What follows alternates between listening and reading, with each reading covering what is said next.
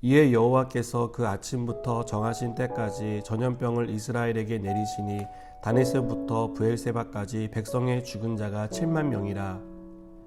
천사가 예루살렘을 향하여 그의 손을 들어 멸하려 하더니 여호와께서 이 재앙 내리심을 뉘우치사 백성을 멸하는 천사에게 이르시되 족하다, 이제는 내 손을 거두라 하시니 여호와의 사자가 여부스 사람 아라우나의 타작마당 곁에 있는지라.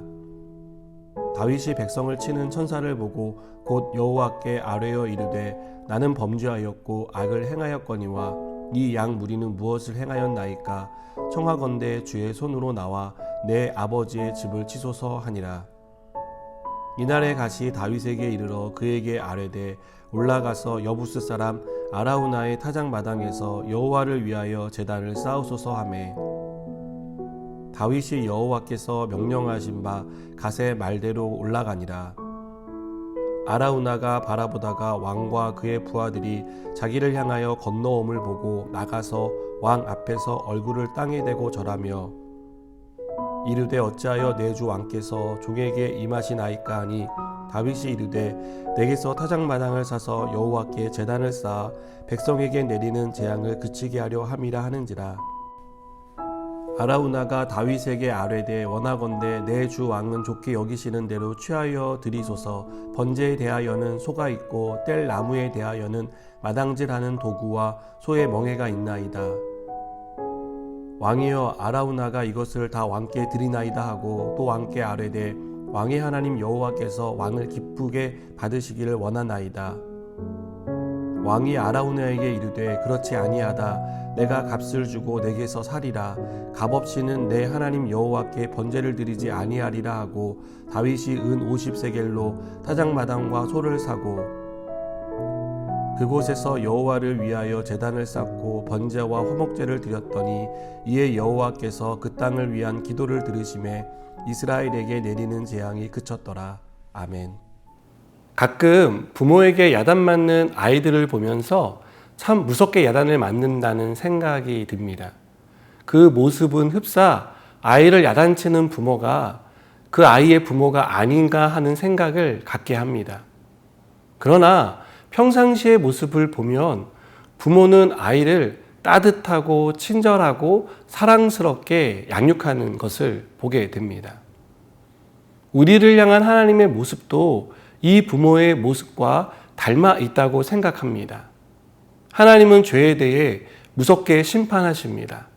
그러나 언제나 우리를 사랑으로 따뜻하게 품어주십니다.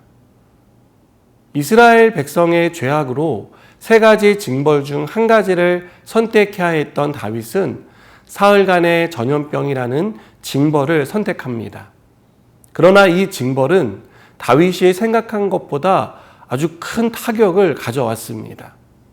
사흘이 되기도 전에 7만 명이나 되는 사람이 죽었기 때문입니다. 하나님이 말씀하신 대로 사흘을 다 채운다면 얼마나 더 많은 사람이 죽을지 모르는 상황이었습니다.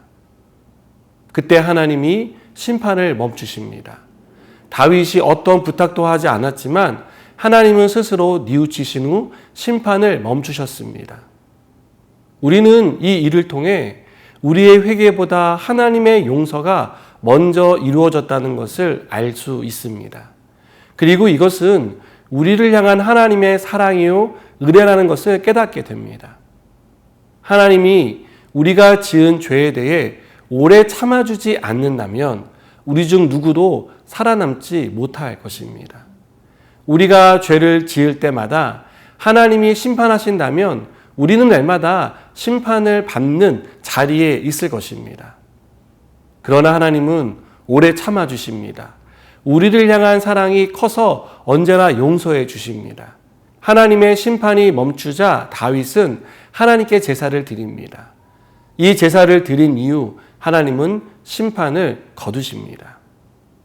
우리가 오늘까지 살펴본 사무엘하는 이스라엘 왕 다윗의 통치를 보여줍니다. 이때도 그렇지만 지금도 다윗은 이스라엘에서 국민 영웅으로 추앙받고 있습니다. 그러나 우리가 살펴본 다윗은 완벽한 사람이 아니지 않았습니까? 탁월한 능력을 소유한 사람도 아니지 않았습니까? 오히려 다윗은 끔찍한 죄악을 저지른 사람이었습니다. 실수를 반복하는 사람이었습니다. 연약한 사람이었습니다. 그럼에도 다윗이 역사상 가장 뛰어난 왕이 될 수 있었던 것은 하나님의 은혜 덕분입니다. 하나님이 다윗을 오래 참아주시고 사랑해 주신 덕분입니다. 다윗은 이 사실을 알고 있었습니다. 그래서 스스로 교만해지지 않기 위해 부단히 노력했습니다. 자기의 공로를 자랑하지 않았고 여타 다른 왕들처럼 하나님을 배신하지도 않았습니다. 다윗은 하나님 앞에 겸손하게 무릎 꿇을 줄 아는 왕이었습니다. 죄를 깨닫고 회개할 줄 아는 사람이었습니다. 다윗이 이렇게 한 이유는 비록 자신이 이스라엘을 통치하고 있지만 이스라엘의 진정한 왕은 하나님이라는 사실을 알고 있었기 때문입니다. 우리는 오늘 말씀을 통해 우리 인생의 진정한 주인은 내가 아니라 하나님이라는 사실을 깨달아야 합니다. 우리 인생은 우리가 마음 먹은 대로 되지 않습니다. 우리가 공들여 세운 계획이 계획한 대로 풀리지 않는 것은 우리 인생이 우리의 것이 아니라는 것을 우리에게 자각시켜 줍니다. 지극한 정성을 다해 키운 자녀도 우리 마음대로 움직일 수 없습니다. 그 아이의 주인이 우리가 아니라 하나님이시기 때문입니다. 여러분, 다윗은 이 사실을 잊지 않았습니다. 그래서 하나님을 의지했고 모든 것을 하나님께 아뢰며 국정을 운영했습니다.